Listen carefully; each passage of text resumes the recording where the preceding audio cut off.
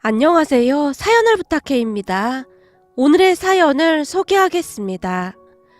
문득 연말연시가 다가오니 지나간 일들이 주마등처럼 스쳐 지나갑니다.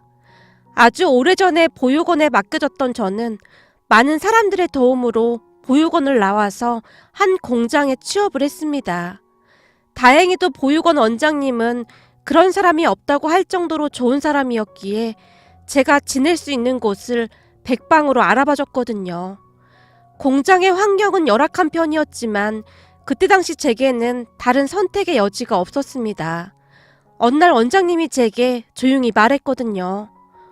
성우야, 공장이 좀 열악해서 마음에 걸리긴 한데 그래도 거기서 숙식을 해결할 수 있다고 하는구나.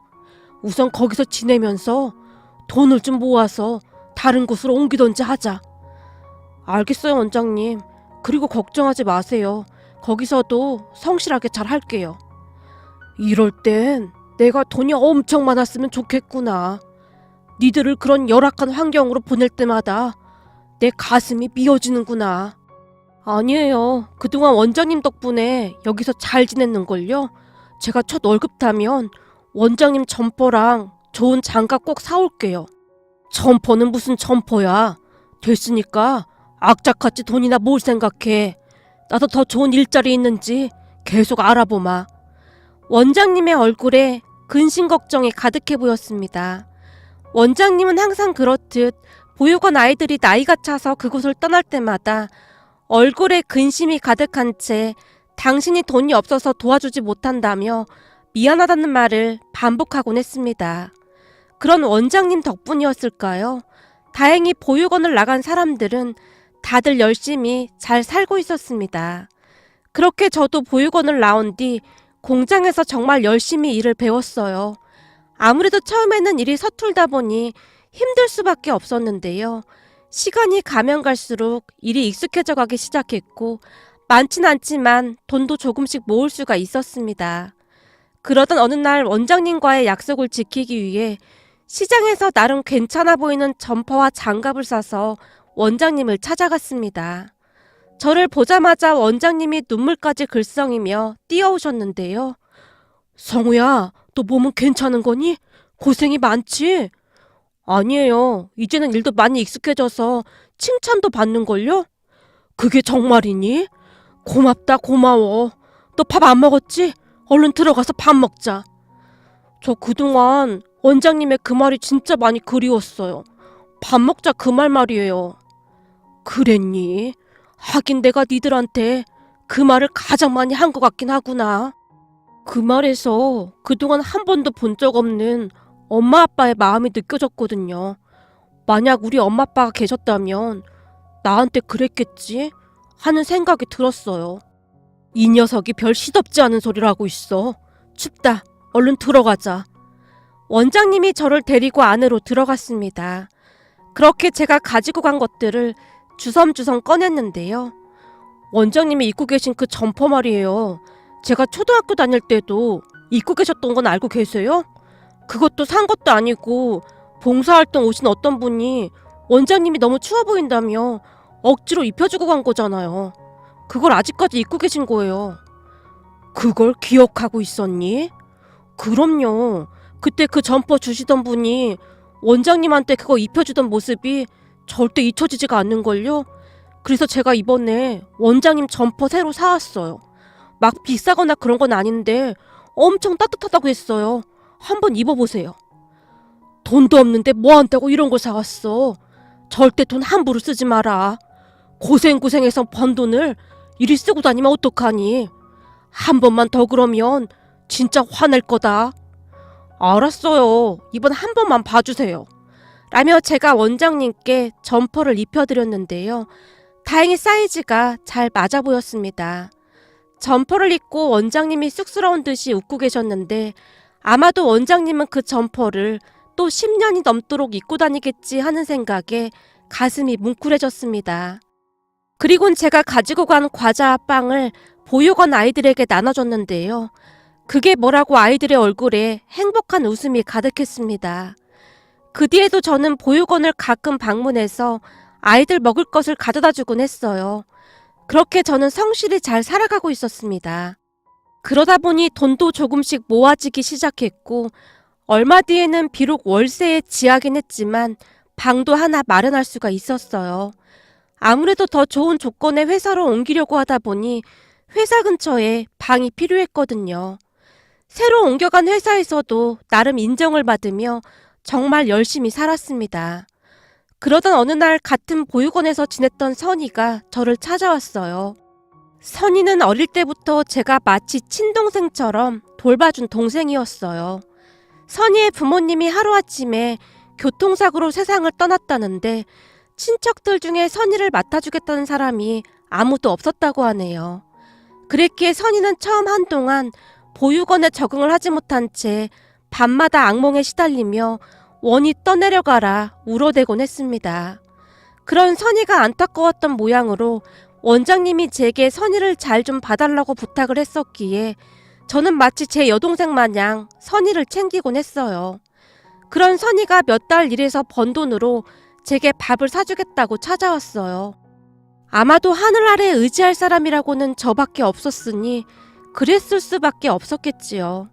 그렇게 선이와 저는 자주 만나서 어울리게 되었고 얼마 뒤에는 연인 사이가 되었습니다. 둘 다 외롭게 살았다 보니 서로에게 의지를 하며 빠져들었던 것 같습니다. 얼마 뒤 우리는 조촐한 결혼식을 올리고 지하색방에서 신혼을 시작했습니다.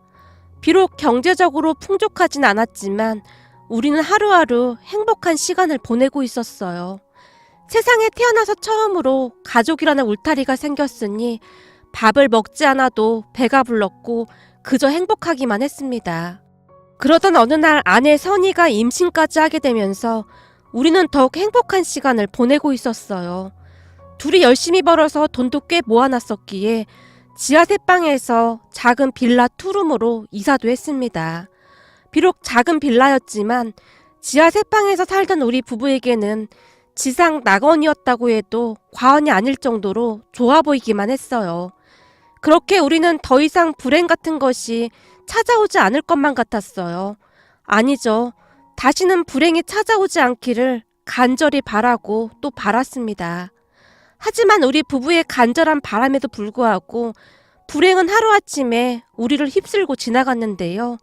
우리가 대체 무슨 잘못을 했길래 그토록 가혹한 벌을 주는 것인지 하늘이 원망스러울 정도였습니다. 그 불행은 회사가 어려워지면서 시작이 되었는데요. 어느 날부터 회사가 어렵다며 월급이 밀리기 시작했고 저는 하루하루 불안할 수밖에 없었어요. 그렇잖아요. 아내는 이미 임신 중이었기에 이런저런 검사도 받아야 했고 병원비도 만만치가 않았거든요. 거기다 아내에게 조산기까지 있어서 더욱 불안한 나날을 보내야만 했습니다.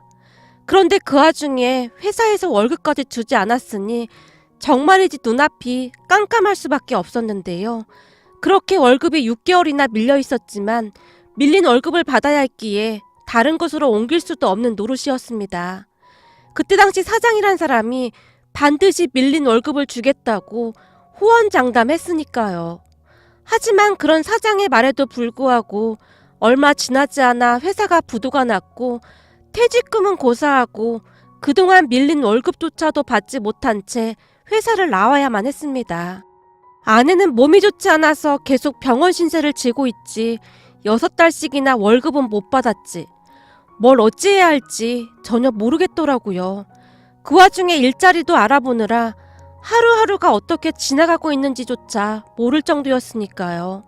안 좋은 일은 왜 이렇게 한꺼번에 몰아닥치는 것일까요? 하루하루 하늘만 원망하며 지냈던 것 같네요. 거기다 설상가상으로 출산을 하던 아내가 의식을 잃고 깨어나질 못하고 있었는데요. 홀로 별의별 생각을 다 했던 것 같습니다. 평생을 외롭게 살아온 아내가 가여웠던 건 물론이고 만약 아내가 잘못되기라도 하면 아내 없이 아들을 혼자 어떻게 키워야 하나라는 생각까지 들면서 눈앞이 깜깜하기만 했어요. 가장 큰 문제는 병원비였는데요. 병원비가 도저히 제가 감당할 수 있는 정도가 아니었거든요. 우선 어떡하든 병원비를 마련해야 했는데요. 전에 다니던 회사는 문을 닫아서 월급을 받을 수도 없었고 있던 돈도 이미 다 써버렸던지라 어찌해야 하나 고민만 하다가는 집 앞 편의점에서 홀로 깡소주를 마시고 있었는데요. 편의점 문을 열고 나오던 동네분 두 분이 손가락으로 큰 저택을 가리키며 말하고 있었어요. 저 집 여자 알지?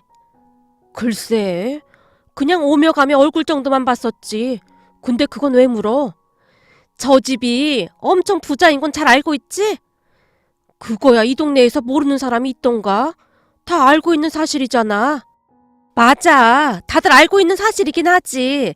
근데 말이야, 저 집 여자한테 아들이 하나 있었던 것도 알고 있지?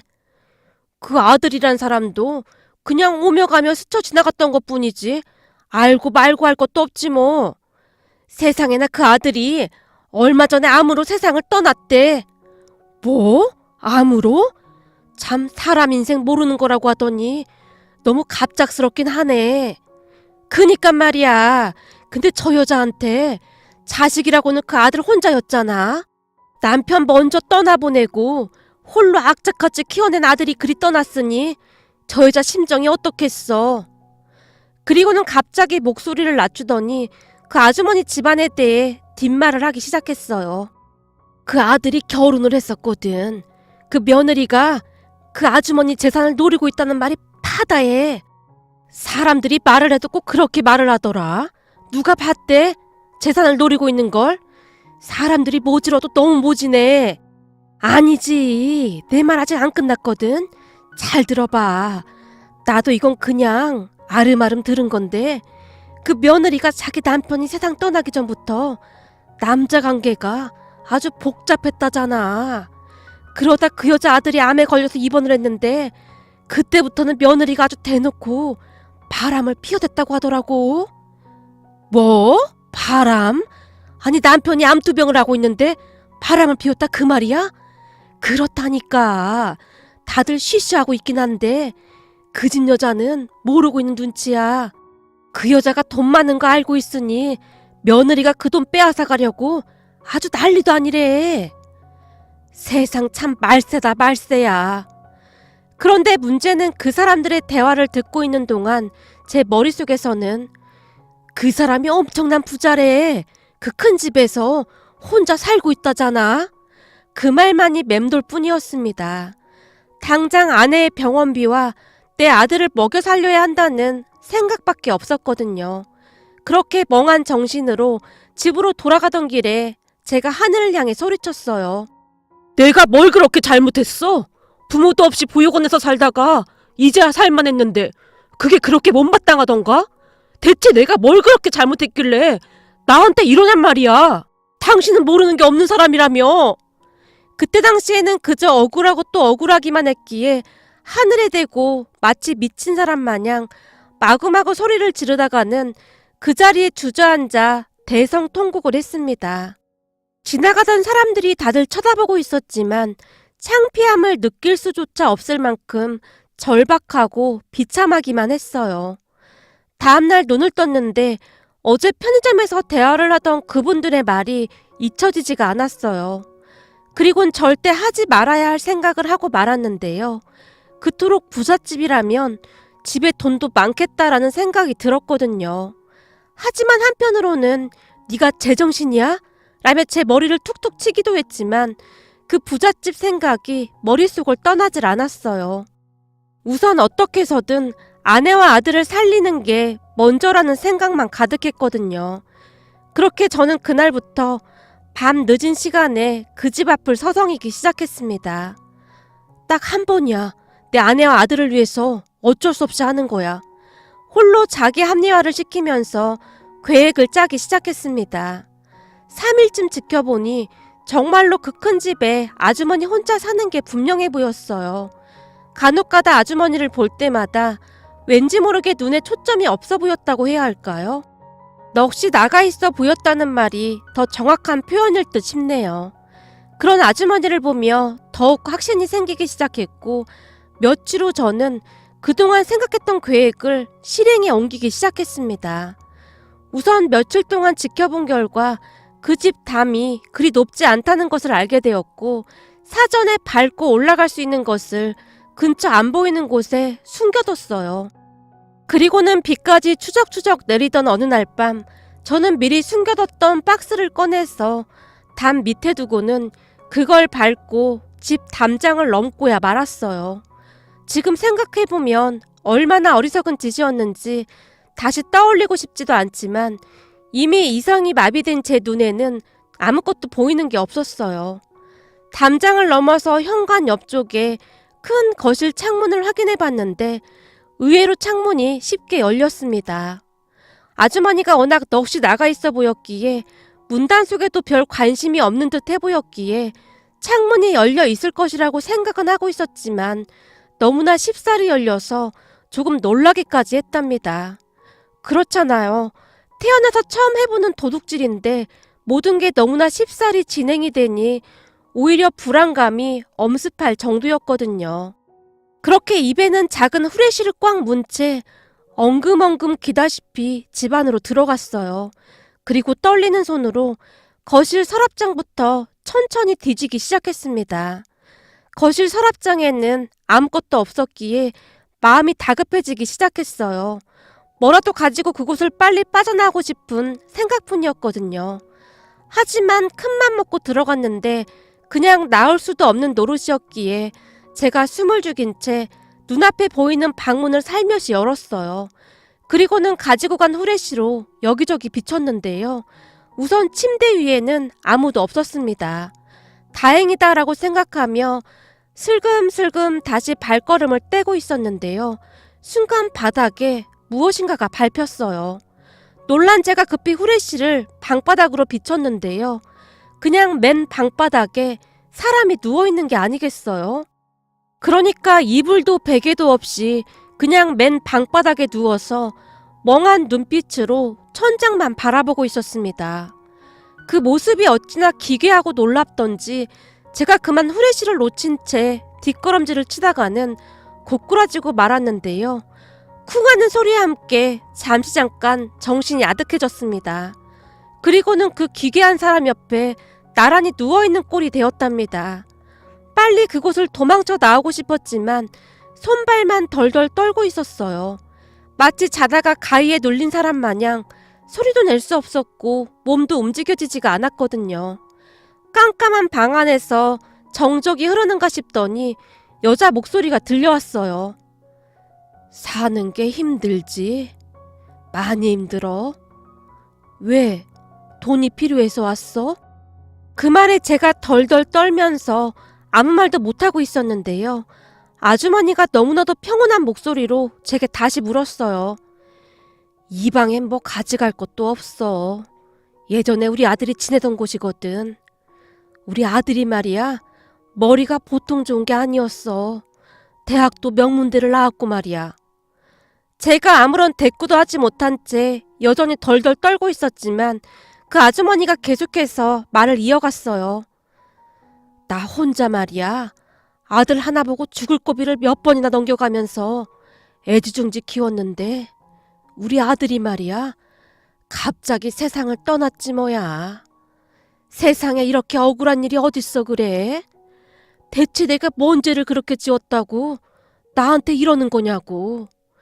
아들 태어나고 나서 돌도 되지 않아서 남편 먼저 떠나보내고 나쁜 짓 한 번 안 하고 열심히 살았어. 근데 왜 나한테만 이런 벌을 주느냔 말이야. 착하게 살면 신이 도와준다면서. 그래서 그동안 기부도 많이 하고 착하게 살았는데 왜 우리 아들을 데려가느냔 말이야. 아주머니가 한동안 흐느껴 울기 시작했는데요. 그때 그냥 그곳을 뛰쳐나왔어도 됐을 텐데 대체 저는 왜 그랬던 것일까요? 차마 발걸음이 떨어지지가 않았습니다. 그 아주머니가 부자인 건 틀림이 없었지만 아무것도 없는 저와 별반 달라 보이지가 않았거든요. 그 아주머니가 너무나 안 돼 보였습니다. 결국 힘겹게 몸을 일으킨 제가 무릎을 꿇고 아주머니께 용서를 빌었어요. 죄송합니다. 정말 죄송합니다.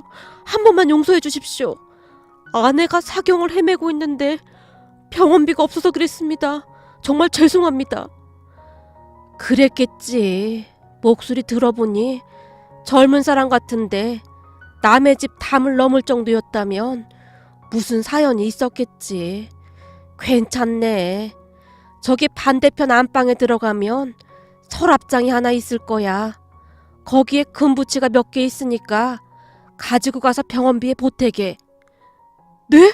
아닙니다. 정말 죽을 죄를 졌습니다. 내가 현금이 있으면 주고 싶네만 종일 집에만 틀어박혀 있어서 딱히 현금이 없어. 그냥 그거라도 가지고 가. 아내 병원비가 없어서 담을 넘었다며. 지금 이것저것 가릴 때가 아닌 것 같구만. 얼른 가지고 가. 난 오늘 자네 못 본 걸세. 그리고 혹시나 다음에 시간 날 때 한번 들르던지 내가 돈을 좀 찾아 놓을 테니까.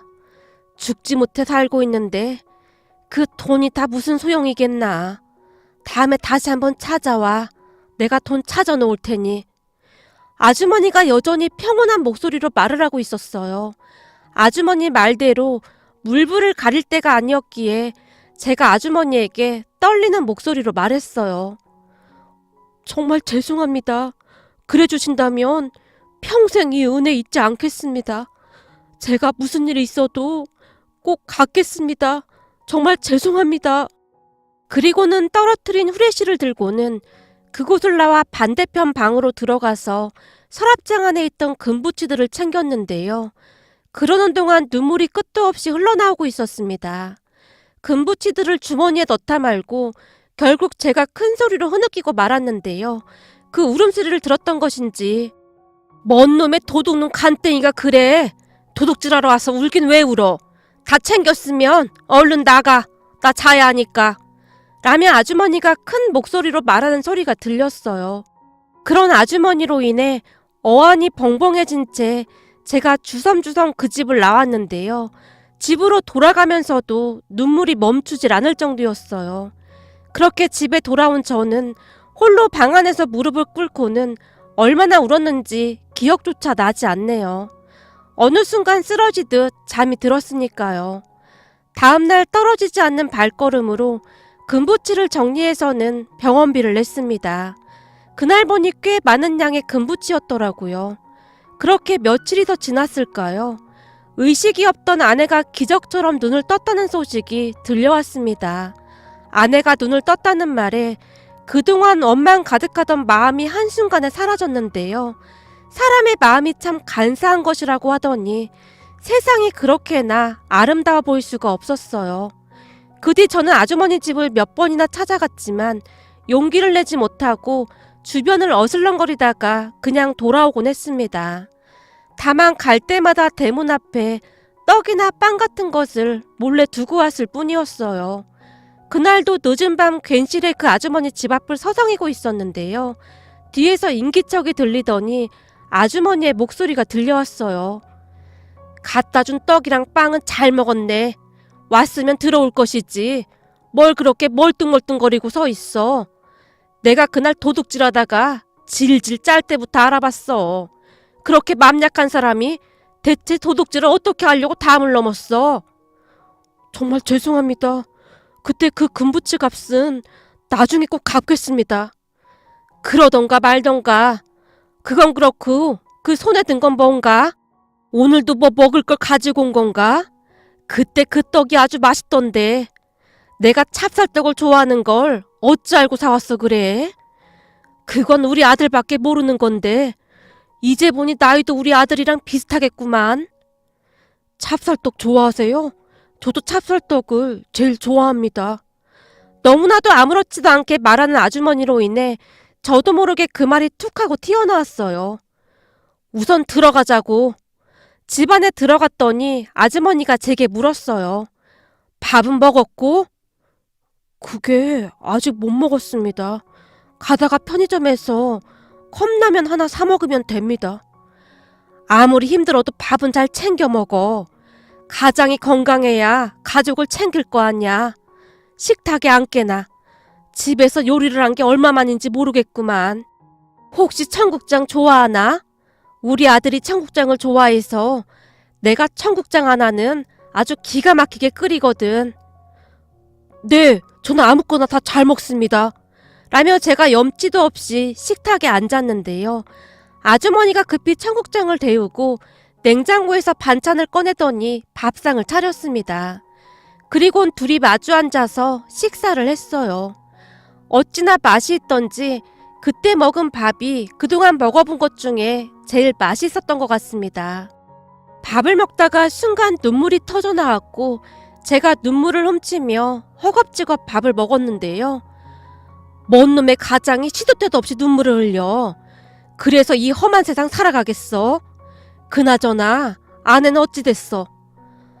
다행히 의식이 돌아왔습니다. 제가 이 은혜 잊지 않겠습니다. 다행이구만. 그래도 신이 있긴 있나 보구만. 그렇지. 착한 사람들 계속 힘들게 하면 안 되는 거지. 그렇고 말고. 자네는 나쁜 짓 할 만한 사람이 못 돼. 그러니 앞으로 다시는 남의 집 담을 넘지 말게나. 네, 알겠습니다. 그리고 감사합니다. 그리고 일자리는 찾았나? 아직 알아보고 있는데 쉽지가 않습니다.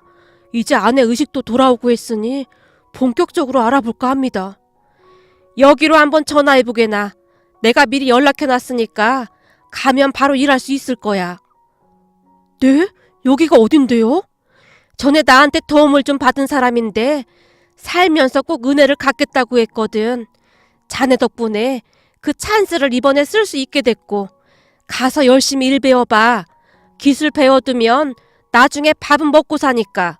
아마도 성심성의껏 알려줄 걸세. 그리고 이건 그때 약속한 돈이야. 돈이요? 아닙니다. 괜찮습니다. 정말 괜찮습니다. 당분간도 돈이 꽤 많이 들어갈 거야. 그러니 밖에나. 난 약속한 건 반드시 지키는 사람이거든. 정말 감사합니다. 제가 이 은혜는 반드시 갚겠습니다. 물론 공짜로 주는 건 아니네. 매달 얼마씩 갚아. 알겠나? 돈이 없으면 10원이라도 가지고 오라 그 말일세. 사람은 신뢰가 생명이거든. 네, 알겠습니다. 그러면서 아주머니의 이야기를 듣게 되었는데요. 아들이 암으로 갑자기 세상을 떠난 뒤 아주머니는 식음을 전폐한 채 그냥 하루하루 버티고 있었다고 합니다. 아무리 그래도 그렇지 암이란 소리 듣고 몇 달 살지도 못하고 떠났네. 하늘도 무심하지. 어쩌면 지 아빠랑 똑같이 그렇게 떠날 수가 있어 그래. 돈이 다 무슨 소용이겠어. 하나뿐인 아들이 그리 됐는데. 인생이 참 허무하기만 하고 아무것도 하기 싫더구만. 그래서 그날 그쪽을 보고도 놀라지도 않았던 거야. 어차피 살아갈 생각도 없었으니 마음대로 해라 그랬던 거지. 말을 하는 내내 아주머니의 눈에 눈물이 가득했어요.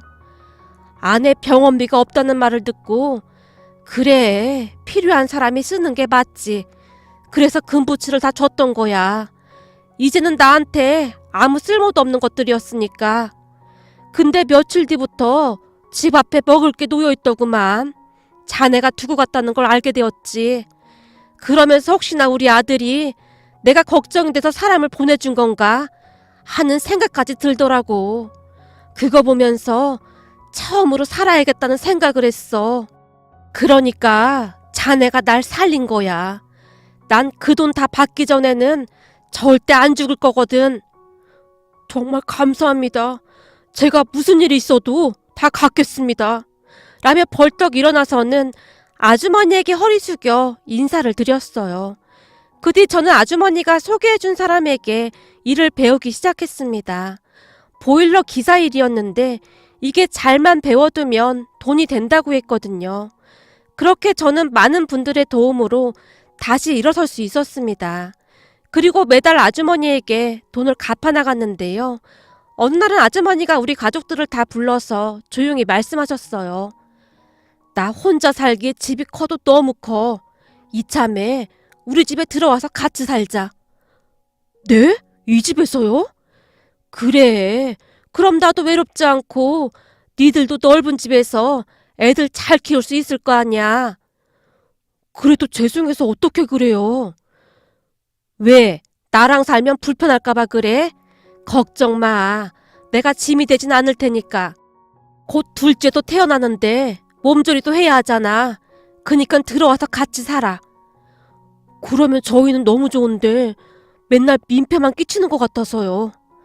민폐는 뭔 놈의 민폐야. 그렇게 우리는 아주머니와 한 집에서 살게 되었어요. 아내 또한 아주머니를 친정 엄마처럼 따랐기에 우리 입장에서는 마다할 이유가 없었거든요. 그러던 어느 날 아주머니의 며느리가 집으로 쳐들어왔는데요. 우리를 보자마자 눈이 돌아간 채 아주머니에게 소리를 질러댔어요. 아니, 이 사람들은 누구예요? 누구긴 누구야. 내 아들이랑 며느리지. 뭔 말도 안 되는 소리예요. 어머님한테 아들이라고는 그 이밖에 없는데. 아니, 내 아들 며느리 맞다. 라며 아주머니, 아니 어머니가 딱 잘라서 말했어요. 아니, 아들이란요. 이게 말이 된다고 생각하세요? 왜? 나 죽기만을 손꼽아 기다리고 있었는데 내가 너무 쌩쌩하게 살아있어서 놀랐나 보구나. 그런데 어쩌니? 난 아직도 쌩쌩하거든. 그리고 내가 가지고 있는 재산 일부는 기부하고 나머지는 저기 우리 손주들한테 다 증여할 생각이거든. 어쩌면 좋니? 아주 속이 문드러지겠구나. 이쯤에서 내가 죽었을까 싶어서 찾아왔을 텐데 너무 쌩쌩하게 살아있어서 말이다. 지금 이게 말이 된다고 생각하세요? 말이 안 되긴 뭐가 안 돼. 내가 너처럼 못돼 처먹은 인간들이 잘 되는 꼴은 절대 못 보거든. 우리 아들이 아프기 전에 이미 딴 놈이랑 바람이 났더구나. 바람이 나긴 무슨 바람이 나요. 증거 있어요? 증거? 그래, 증거가 아주 수두룩하더구나. 우리 아들 휴대폰에 네가 바람난 증거가 가득하더구나. 그리고 우리 아들 방 서랍에서 이런 것도 찾았고 말이다. 어머니가 사진들을 며느리 얼굴에 집어던졌습니다. 우리 아들을 혼자 얼마나 힘들어했을지 생각하면 지금도 자다가 벌떡벌떡 일어나. 근데 내가 너한테 재산을 줄 성 싶냐? 내가 전 재산을 기부하면 했지 절대 너한테는 못 주지. 그러니 썩 꺼져. 이런 배은망덕한 거사. 친정 먹고 살기 힘들다고 해서 우리 아들이 네 친정에 어떻게 했는데 이딴 짓을 하고 다녀. 한 번만 더 내 눈앞에 나타나면 아주 요절을 내버릴 참이니까 다시는 그 쌍판댁에 들이밀지 마. 결국 며느리가 씩씩대며 돌아갔는데요. 아내가 어머니를 부축해서 소파에 앉혔습니다. 엄마, 괜찮아요? 그쯤에서 우리 아내는 엄마라고 불렀고 저는 어머니라고 불렀거든요. 난 괜찮다. 작독한 것이 나 죽었나 확인하러 왔다가 니들이 이 집에 있으니 얼마나 놀랐겠냐. 내가 딱 보니 지금쯤 돈이 다 떨어져서 온 모양이구나. 어머니의 얼굴에 망감이 교차하고 있었어요. 그 뒤 그 며느리란 사람이 몇 번 다시 찾아오긴 했지만 그냥 골이 빈 것 같은 그런 느낌이 들 정도로 무식하게 짝이 없었기에 우리 쪽에서 변호사를 선임하겠다 뭐하겠다 그랬더니 지레 겁을 먹고는 울면서 어머니에게 빌어댔는데요. 말을 들어보니 그 바람났던 남자에게 사기를 당하고 빈털터리가 됐다고 하네요. 남자는 여기저기서 돈을 뜯어서 어디 해외로 도망갔다는데 찾기도 어렵다고 하면서 말이죠. 결국에는 어머니가 다시 내쫓아버렸는데요. 어느 날 아침에 출근을 하려고 대문을 나서다 보니 정말로 갈 곳이 없긴 없는 모양으로 술이 떡이 된 채 대문 앞에서 잠을 자고 있더라고요. 그 모습에 어머니가 물을 가득 들고 나오시더니 그 며느리, 아니죠, 그 여자에게 냅다 퍼부어버렸어요. 그 뒤에도 몇 번 더 그런 일이 있었는데 몇 달이 지나니까 어디로 간 것인지 보이지 않더라고요. 인생을 그리 사니 잘 될 리가 없었겠죠. 아주 천벌을 받았구나라는 생각만 들더라고요. 그 모든 일들이 아주 오래전에 일어난 일이랍니다.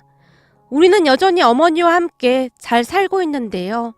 아내와 저는 엄마의 사랑이 무엇인지 매일매일 느끼면서 잘 살고 있답니다. 지금도 간혹가다 어머니가 말하곤 하시는데요.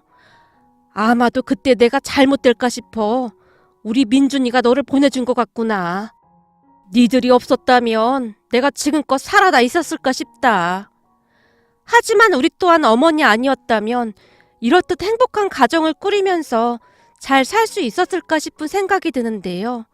앞으로도 우리 어머니 모시고 효도하며 행복하게 잘 살아가겠습니다. 오늘의 사연은 여기까지였습니다. 즐겁게 보셨다면 구독, 좋아요 부탁드립니다. 고맙습니다.